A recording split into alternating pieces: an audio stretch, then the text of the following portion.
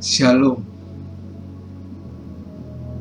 Lukas 19 ayat 1 sampai 10. Kita baca dulu. Lukas 19 ayat 1 sampai 10. Ini tentang Sakeus ya. Lanjutan dari yang bulan lalu kan sempat ada tentang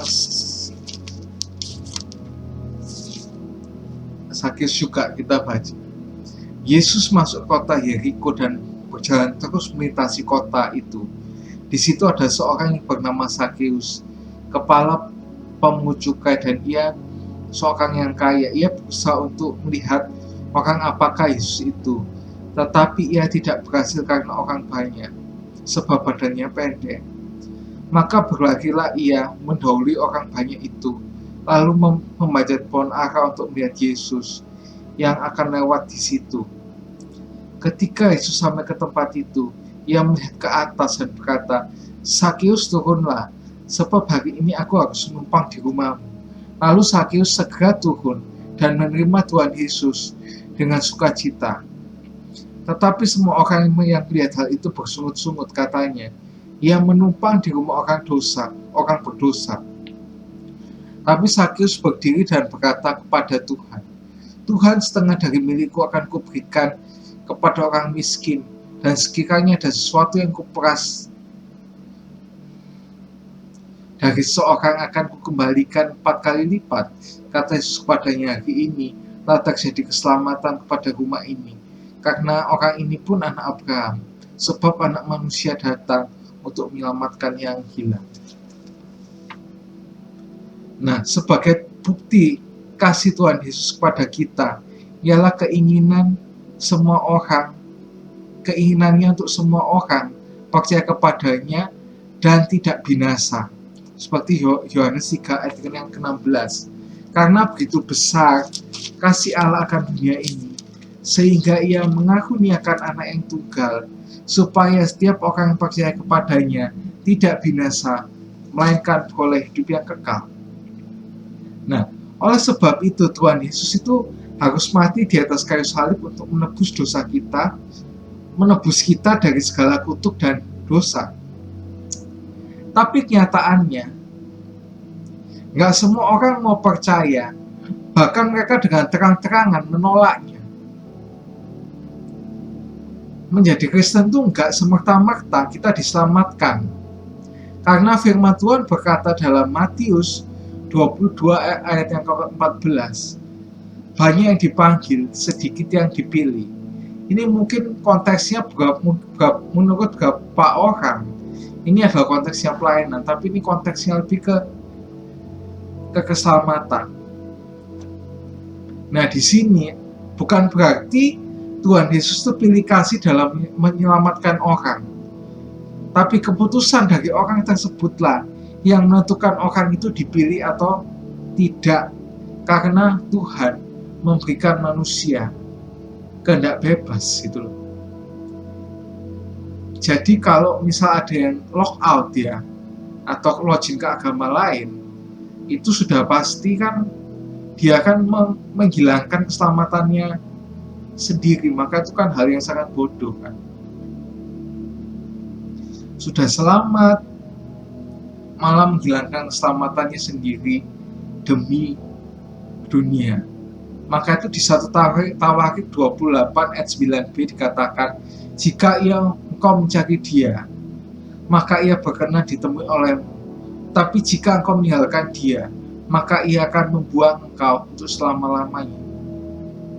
Nah, hari ini kita belajar dari Sakeus, bagaimana ia dari sekian banyak orang yang mengerumuni itu dipilih sama Tuhan Yesus. Yang pertama, yaitu antusias. Antusias itu kenapa? Kerinduan untuk bertemu Tuhan Yesus. Kita baca di ayat 2-4 tadi. Di situ ada seorang yang bernama Sakeus, kepala pemungut cukai, dan ia seorang yang kaya. Ia berusaha untuk melihat orang apakah Yesus itu, tapi dia tidak berhasil karena orang banyak, sebab badannya pendek.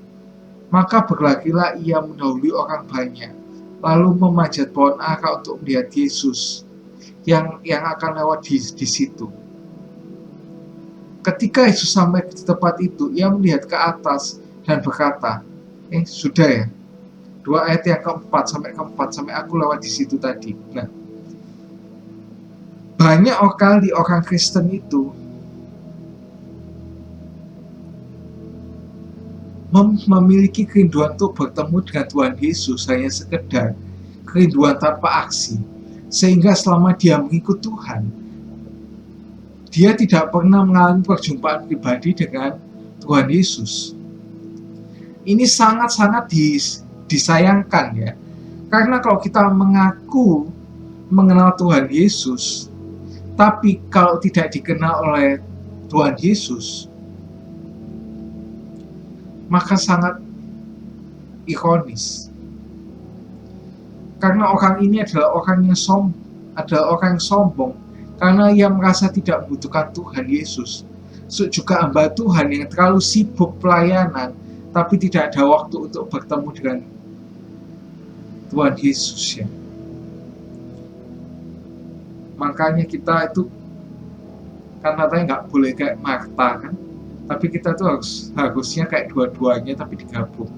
Nah, kita baca di Matius 7 ayat 21 sampai 23.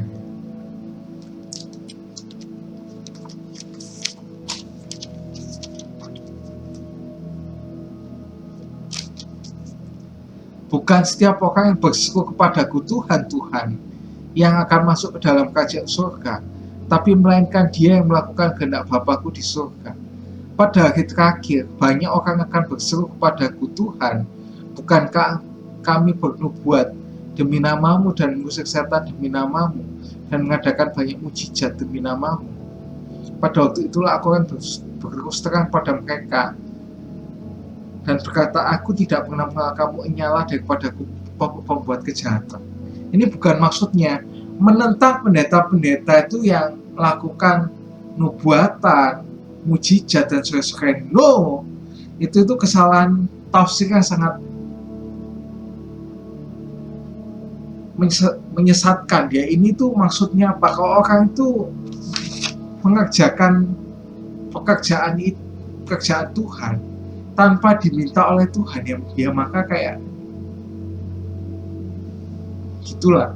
Mereka nggak mau punya pengalaman pribadi sama Tuhan Yesus. Mereka maunya melayani dan melayani. Ya. Nah, bagaimana sih sikap hati yang merindukan bertemu Tuhan Yesus, yaitu merendahkan diri di hadapan Tuhan? Kita baca lagi di ayat yang kedua. Di situ ada seorang bernama Sakius, kepala pemungut cukai, dan ia seorang yang kaya. Nah, Sakius di sini tuh kan orangnya sudah pasti kaya, ya. Udah kepala pemungut cukai, idaman mertua zaman now kan, PNS.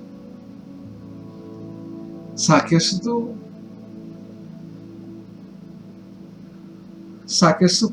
PNS tapi dibenci sama orang karena kan suka ya, kan sama seperti sekarang kan pemungut cukai itu kan dibenci orang, menteri keuangan dan jajaran-jajarannya itu kan pemungut cukai, maka sampai dibenci kan. Nah, melepaskan segala atribut dalam hidupnya Sakius, yaitu kekayaan dan kekuasaan, karena Sakius menyadari bahwa betapa besarnya Tuhan Yesus, sehingga banyak orang yang mengerumuni.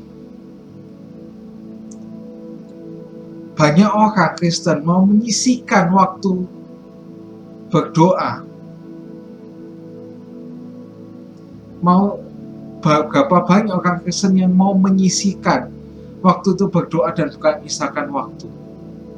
Nah, kadang dari kita tuh memisahkan waktu, nanti malam aja mau tidur. Kok malah aminnya besok pagi? Nah, itu yang masalah. Maka kita harus menyediakan waktu khusus untuk berdoa. Nggak harus kayak di seberang itu ya, sampai doa 5 kali sehari dengan jam tertentu. Boleh sih kita kayak gitu, tapi kan nggak sampai begitu juga kali ya. Nah, di sini ada contoh ya, Maria itu mau merendahkan diri di bawah kaki Tuhan Yesus dan mendengar Tuhan Yesus.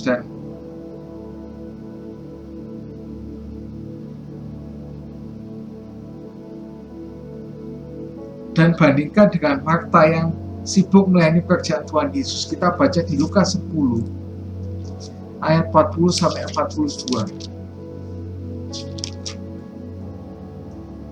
Tetapi Tuhan jawabnya, Marta, Marta, kau khawatir dan menyusahkan diri dengan banyak perkara. Tapi hanya satu saja yang perlu. Maria telah memilih bagian terbaik yang tidak diambil daripadanya. Nah, di sini tuh kita ya nggak salah melayani, tapi kita tuh harus punya waktu sama Tuhan. Buat apa kita melayani terus? Kalau kita melayani terus tanpa punya waktu sama Tuhan, berarti kita tuh melayani manusia. Tapi kalau kita punya hubungan pribadi sama Tuhan, kita itu melayani Tuhan juga ya. Yang kedua, sikap hati yang benar itu gimana? Tidak menyerah dengan keadaan. Ini baca di ayat yang 3b. Sebab badannya pendek. Nah, Sakyus ini biarpun tubuhnya pendek, dia tetap berusaha untuk bertemu dengan Tuhan Yesus. Nah, banyak orang Kristen, kalau sudah punya masalah yang menimpa hidupnya, orang itu tidak datang ke Tuhan Yesus, baik berdoa dan beribadah. Biasanya kan kadang kan dia merasa Tuhanku jahat, merasa kecewa sama Tuhan dan sebagainya kan, kalau orang kayak gitu. Tapi walaupun gitu kita tetap harus, ya dalam tanda kutip lah, memaksakan diri kita untuk bertemu dengan Tuhan. Dengan doa, beribadah, baca Alkitab dan sebagainya. Nah, ini hal yang kedua. Apa hal yang membuat Tuhan Yesus tertarik sama Sakyus ya? Selain tadi itu antusias, atau bahasa sekarang itu excited gitu ya. Yang kedua yaitu bertobat. Kita baca di ayat yang ke-8.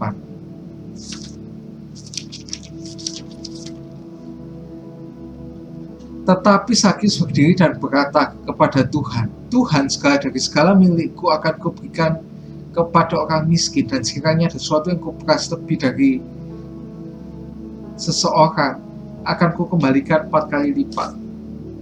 Nah, perjumpaan Sakyus dengan Tuhan ini membuat Sakyus bertobat dengan sungguh-sungguh, karena juga dikenal oleh Tuhan. Kita baca di ayat yang ke-5 tadi. Ketika Yesus sampai ke tempat itu, ia melihat ke atas dan berkata, Sakyus, segera turun, sebab hari ini aku harus menumpang makan di rumahmu. Nah, bukankah ini yang menyenangkan hati Tuhan dan juga menyenangkan hati kita?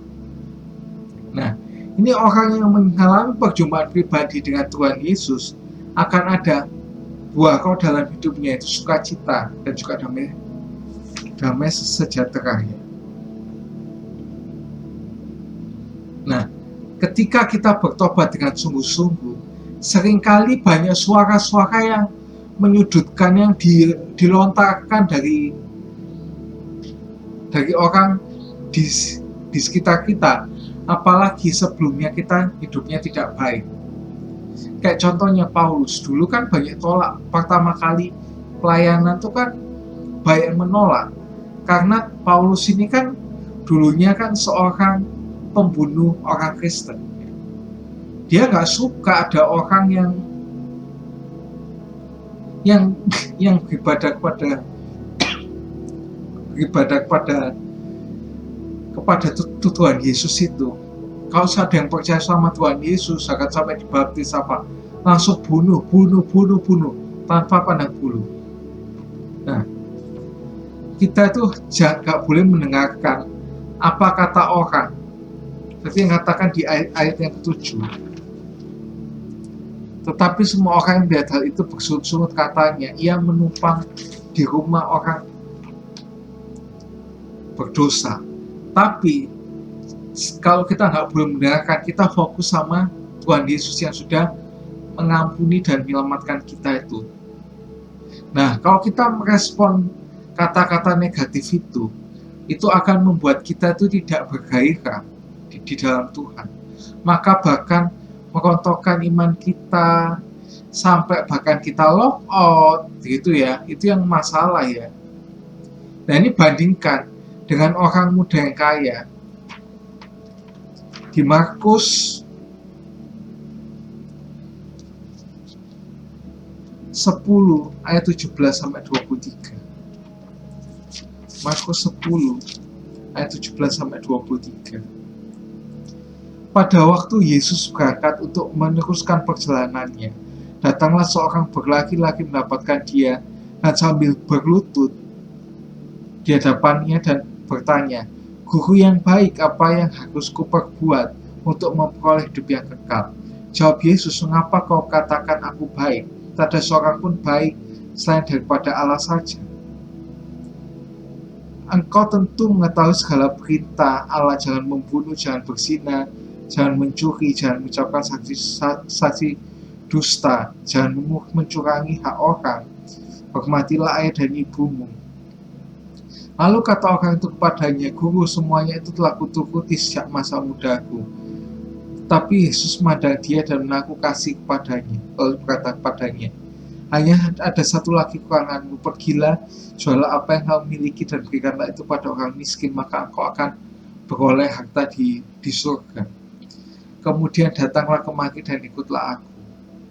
Mendengar kataan itu ia menjadi kecewa, lalu pergi dengan sedih sebab banyak hartanya.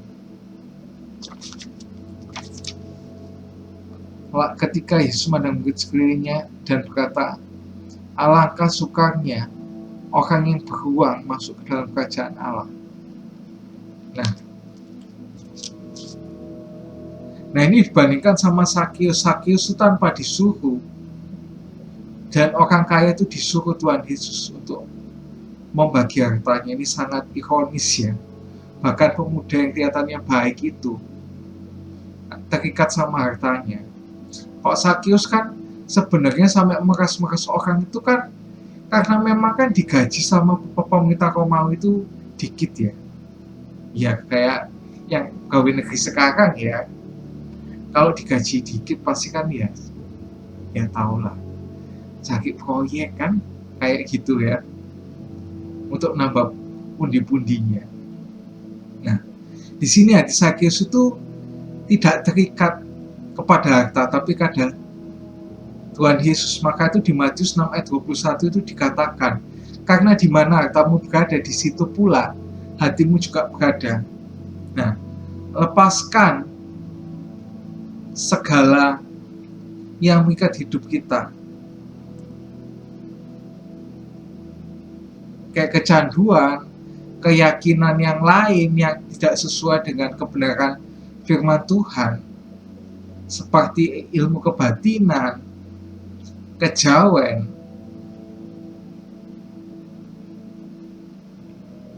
dan lain sebagainya, dan hiduplah total sepenuhnya kepada Tuhan Yesus. Nah, Sakius tuh nggak salah datang kepada Tuhan Yesus, karena Tuhan Yesus tuh kenapa sih kok Sakius bilang nggak salah? Mungkin menurut banyak orang tuh salah, apalagi menurut orang dunia ya, yang sangat membenci Tuhan Yesus dan bahkan membenci juga Rasul Paulus ya, karena perkataannya yang mengutuk mereka. Yang pertama, kenapa? Tuhan Yesus adalah Allah yang mengampuni dosa. Seperti di Lukas 19 ayat 9a. Kepada Yesus, kepadanya hari ini telah terjadi keselamatan kepada rumah ini, karena orang ini pun anak Abraham. Terus kita baca di Yeskiel 18 ayat 21 sampai yang ke-22. "Tetapi jikalau orang fasik bertobat dari segala dosa yang dilakukannya dan berpegang segala ketetapanku serta melakukan keadilan dan kebenaran, maka ia pasti hidup, tidak akan mati.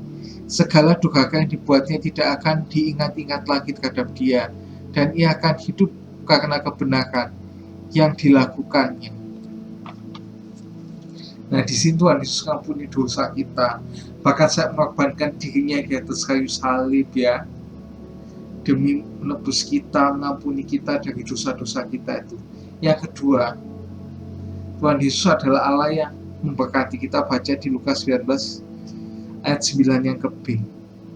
karena ini pun anak Abraham.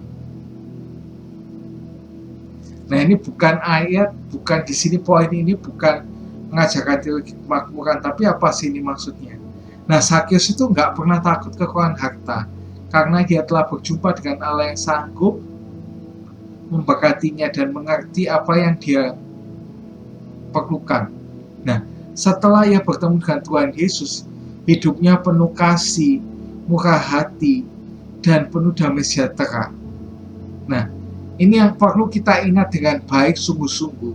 Berkat Abraham itu bukan hanya tentang warisan materi, tapi warisan spiritual dan kesempatan kita untuk menjadi bagian dari rencana keselamatan Allah bagi seluruh umat manusia.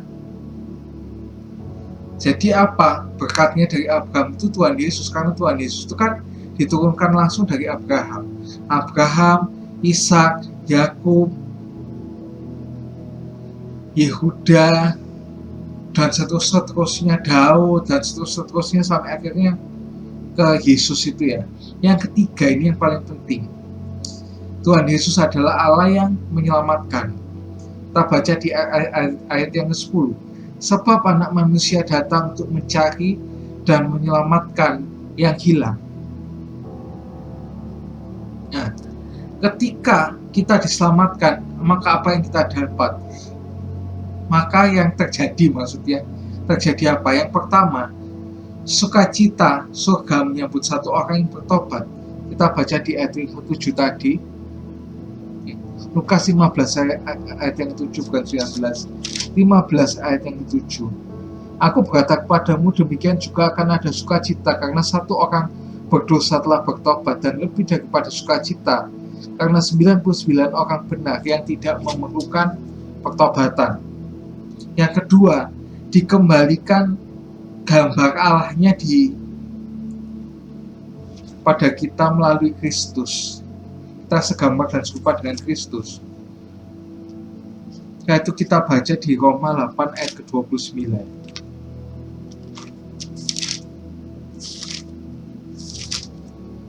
Sebab semua orang dipilihnya dari semula, mereka juga ditentukannya dari semula untuk menjadi serupa dan segambar dengan Dia. Ini bukan ayat yang membenarkan ya Tuhan Yesus itu memilih orang yang diselamatkan atau enggak. Tapi Tuhan Yesus itu menekankan apa? Ya kan ada namanya kehendak bebas, dan juga kalau kita sudah mau percaya, pasti kita dikembalikan gambar Allahnya. Yang ketiga, kita diangkat, Tuhan Yesus datang di atas sawan atau yang biasa disebut rapture. Nah, di sini bukan bermaksud untuk mengajarkan rapture kita harus jual rumah dan sebagainya, enggak. Tapi kita tuh harus siap-siap hidup benar aja kan. Kita nggak tahu lah apa tuh ya teknisnya gimana, nanti Tuhan Yesus melakukan ini gimana, kita diangkat atau gimana. Pokok kan yang pasti ada pemisahan antara kambing dan domba. Jadi yang katakan di 1 Tesalonika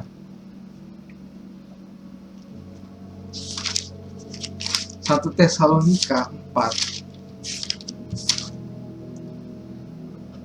ayat 15 ayat 18. Ini kami katakan kepadamu firman Tuhan kita yang hidup, yang masih tinggal sampai kedatangan Tuhan, sekali-sekali tidak akan mendahului mereka yang telah meninggal. Sebab pada waktu itu tanda diberi, yaitu pada waktu penghulu malaikat berseru dan sangkakala Allah berbunyi, maka Tuhan sendiri akan turun dari surga, dan mereka yang mati dalam Kristus yang lebih dulu bangkit. Sesudah itu kita yang hidup, yang masih tinggal, akan diangkat bersama-sama dengan mereka di atas awan, menyongsong Tuhan di angkasa. Demikianlah kita akan bersama-sama dengan Tuhan selama-lamanya. Karena itu ini bukanlah semua orang yang lain dengan perkataan ini. Dan juga 1 Korintus 15 ayat 50 sampai 52. Dalam sekejap mata pada waktu bunyi nafiri yang terakhir, sebab nafiri akan berbunyi, orang-orang mati akan dibangkitkan dalam keadaan yang tidak dapat binasa, dan kita semua akan dirubah. Karena kita yang dapat binasa harus mengenakan yang tidak dapat binasa, dan yang dapat mati ini harus mengenakan yang tidak dapat mati. Nah, terus yang terakhir yang paling penting adalah masuk kehidupan yang kekal. 2 Korintus 5 ayat 1. Karena kami tahu bahwa kemah kediaman kami kita dibongkar, Allah telah menyediakan satu kediaman di surga bagi kita, suatu tempat kediaman yang kekal yang tidak dibuat oleh manusia. Nah, jadi simpulannya, jangan lepaskan Tuhan Yesus dengan imbalan apapun di dunia ini, dengan harta, cinta maupun tahta, ya. Karena Tuhan Yesus adalah jaminan keselamatan kita, dan asuransi apapun gak ada yang bisa memberikan kehidupan kekal. Nah, kita review lagi.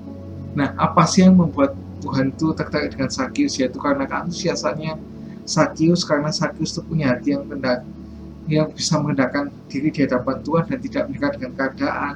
Yang kedua itu bertobat. Nah, Sakius di sini nggak salah menerima Tuhan Yesus, karena Tuhan Yesus itu Allah yang mengampuni dosa, memberkati, dan Allah yang menyelamatkan. See you and God bless you.